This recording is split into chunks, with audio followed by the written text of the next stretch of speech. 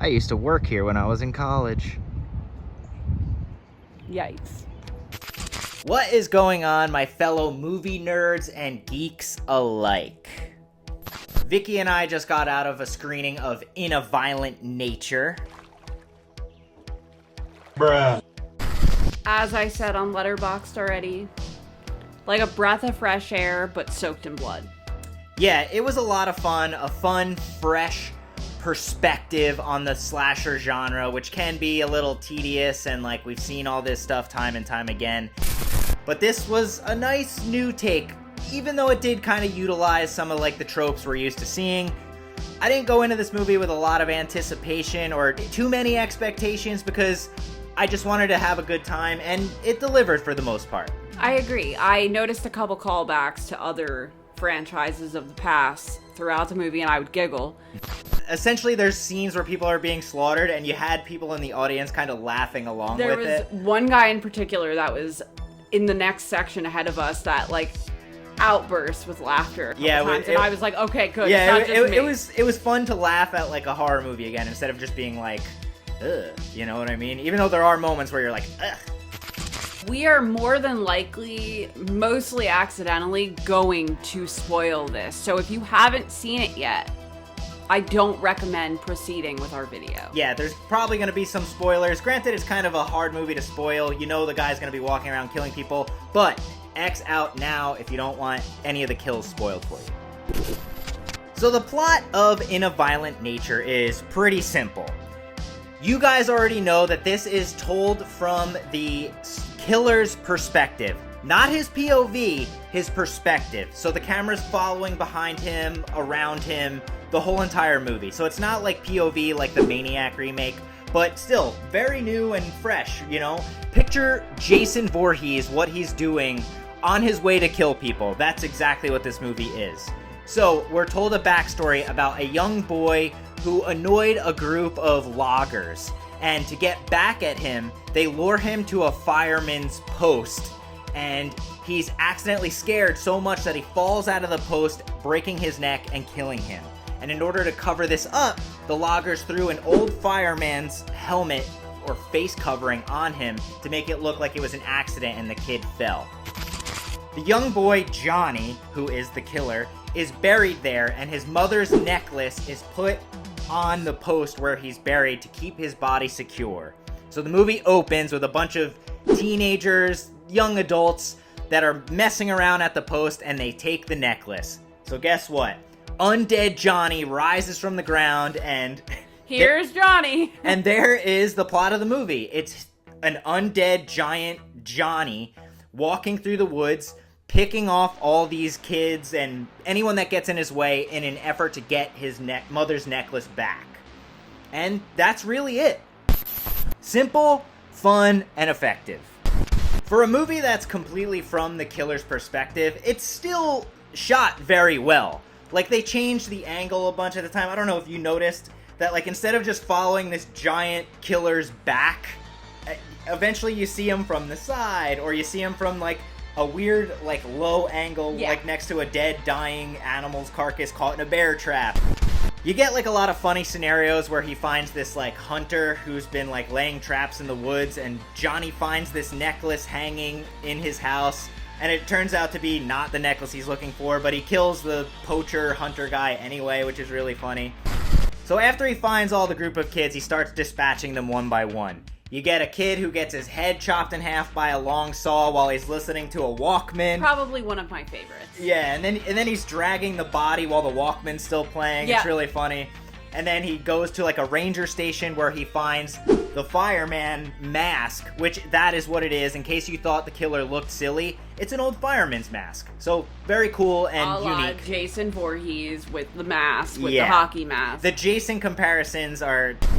The comparisons can be made that this is just like Jason, with him finding the mask and all that. And he also finds like a cool, interesting axe and this hook thing that's on a chain that he has draped over his shoulder a couple of times. Then he finds this lesbian couple. One of them's like swimming in the lake, and then you see the killer slowly walk into the lake just like Jason and Jason Lives. Yeah. And he kills her, drowns her, and then her girlfriend is doing yoga, and gets killed in a way that I think the horror community will be talking about for a long time to come. He shoves a hook through the girl's stomach, and then with the other hook, slams it into her head, and then proceeds to break her spine to pull her head through the hole in her stomach. It's awesome, and you see every gory detail. It's great practical effects. It's so much fun. That was one of the times I laughed. I would like to note right Yeah, here. because it goes on for a long period of time, and you can't help but giggle at it, and, like, everyone else is like, holy shit. Like, it's like the human being's natural ADD to keep pushing something as far as it could go. It's like a rubber band snapping when you weren't expecting it. And, like, the sounds that it would make is very, like, ASMR triggering. It's awesome. Like, there's no soundtrack to this movie. You just hear every branch being broken, all the leaves being stepped on, and every bone and piece of human body being squished. For that reason, we both recommend seeing this in theaters. Yeah. Even with the best surround sound system at home, like, it doesn't top that. Yeah, this is a Shudder original, so you know it'll be coming to Shudder within like a month or two, but it's just like being able to hear the surround sound. Unless you have a good surround sound system, the theater is definitely the place to see this. Yeah, agreed. So as he's just, like, killing all these people one by one, he starts, like, chopping a guy in a leg. His buddy comes to try and save him. They shoot Johnny, and Johnny is just, like any slasher movie villain, is down. You think he's down, but he's not out. He's undead, so you can't kill him, you know what I mean? And then we find out that the girl is wearing his mother's necklace, so he starts out chasing her. They run to the ranger station where we're following the killer, seeing them talking to the ranger, and the ranger gives us some more lore and backstory about this killer, how he can't be stopped, he's got to be put in the ground and chained into the ground with the necklace there, otherwise he's not going to stop coming after you, killing you. He paralyzes the ranger, and then very slowly starts sticking pieces of his body in a log splitter, his arm, and there's no cuts, by the way. So you're watching this for like 10 minutes. His arm getting split in two, and then he gets his like head and neck put in the log splitter, and it slowly splits and separates his head from his body. You just almost smacked me in the face. Yeah. It's jarring and very gruesome and fun to watch. I just relived it. Eventually we get towards the end, and the killer finds the remaining two victims, the woman wearing the necklace and her pseudo love interest / boyfriend's angry about that guy coming camping with them. Whatever. It doesn't matter. You're here to see this guy kill people. It's side story to give you storyline. Yeah. In their last-ditch efforts to try and kill this guy, the love interest guy pops out, and the killer just hits him with the axe in the face in an awesome gory display. And as the girl, our final girl, I guess you'd call her, is watching, he is just hitting this guy and slaughtering this guy to no end for over 5 minutes with his axe, just chopping his body, and it is gnarly, and you're just like, holy shit. She takes the necklace off, leaves it on a gas container, and she starts running away in the woods. And that's where the perspective switches from the killer's perspective to this girl's perspective.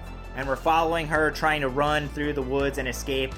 And eventually she comes to the road where she flags down this woman who's a local, and she takes her, and they're driving away, and they're trying to get to a hospital to save this girl. But she starts telling the story about her brother who encountered a wild bear that is just killing things for fun and not eating them. She talks about the bear as if it's made up. Yeah. Like, she could be air quoting every time she said the bear if she weren't driving. Yeah, it's meant to be like, kind of like, is she talking about a bear or is she talking about the killer? But I think it's more just supposed to be almost like symbolic of like, oh wow, that's crazy, because that's just what this killer's like as well. So it's just like a fun little monologue. Goes on a little long for my taste. In what I'd expect to be a surprise killer pop-up ending, it doesn't ever happen. Yeah. That's the end. We see the gas container right at the very last shot of the movie, and the necklace is gone. So Johnny, the killer, has found the necklace, and we assume has just disappeared or gone back into the ground. Yeah. But we don't know. It's a little open-ended, which I guess, is fine. I kind of wanted a little bit more of an ending there. I think it would have, sealed the deal for me. I like the creativity of the kills, of course, but I also loved the gore. really loved that there was virtually no music in the movie. It didn't take me out of the scenes. I was full on focused in what he was doing. It almost feels like they didn't finish it a little bit, which is fine. It just was a little choppy at some parts, but it's still like you were hyper focused the whole time. It felt like an IFC movie in that way. Which it was. Made it feel more real. Yeah. I care to hear those twigs snapping. Yeah.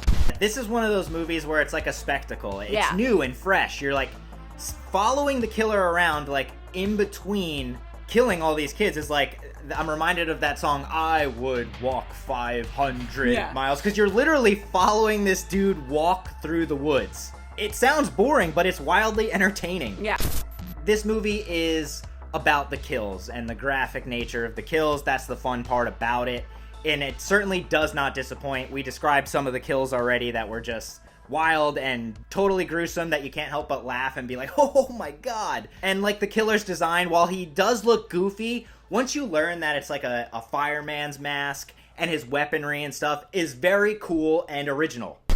The bit characters and other people aside from the killer are so annoying and unlikable, as they realistically should be. They should be like in a slasher movie. So you get excited when you're about to start watching them get killed. And their dialogue was just awful. First of all, it's supposed to be. It always is. That's nothing new. The writing isn't exactly great. No, but it's not supposed to be. We're here to watch this guy kill people.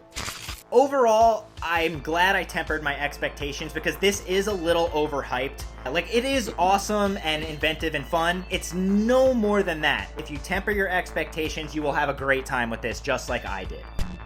One thing I will say is I wish we didn't get a glimpse of Johnny the Killer's face. You get like a close-up of his face at one point, and I think that kind of took away from the mystery a little for me. Granted, it's not bad at all. Like, the design's cool, the makeup and stuff is fun. I just kind of thought it was scarier not knowing what that face could possibly look like.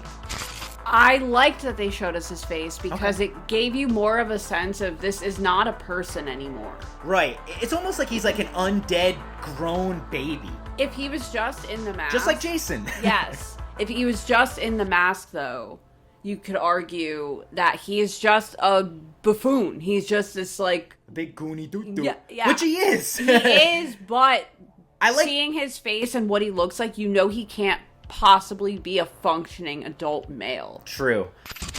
I will say I do like that he had a motive. He's not just like killing these kids just to kill them. He's trying to get this necklace back. Yeah. He wants to be at peace. Yeah. Leave Johnny alone. Leave him alone. Why do kids always gotta ruin it, everything? Yeah, overall this was great. What would you give it on your Letterboxd scale? 3.5 out of 5. Okay. I can speak. Yeah. I completely agree. 3.5 out of 5. If it had more of like a strong ending, I think I would have gone to a 4. But overall, this was a great slasher movie, and like we don't get good slasher movies anymore. And it's rated R, gory, a lot of fun. I can't recommend seeing it enough. I would have given it a 4 had that final scene leading up to the gas can, of course, with the final girl and the woman driving her, not felt as long. Yeah, it felt like we were leading... Very drawn out. They were trying to get us to like the final girl, and guess what? I still don't. Yeah, we didn't need to. No, I still don't. But that was jarring, like when they switch perspective from the killer to the final girl. Almost seems like we're gonna get a jump scare or like a final like Carrie type ending, but it never comes, so it's kind of like you're left with like this was like a love letter, like a nice homage to the slasher movies of the 80s, and you know what? Seeing it from a different perspective was a whole lot of fun. What did you think of In a Violent Nature? Did you like it? Did you love it? Did you hate it? Did you absolutely despise it? If you did hate or despise it, I really want to know, because I have not heard that out of a single person. Yeah, I haven't heard much negativity about this, which is shocking because I could see why people wouldn't like this, because it is like an art house slasher movie, 100%. It's not the slasher movie you are going to expect. You get the slash, but you could very easily wait until it's released and watch it's an artsy slasher. Clipped down version on YouTube of just the kills. But yeah, let us know down below. And thank you guys, as always, for watching our dumb, silly videos. If you could do us a favor and click the thumbs up button, subscribe to the channel if you're into this kind of garbage that we spew from our mouths all the time. And until the next video, you guys, we love you all so very much. Happy slashing. Adios. Bye.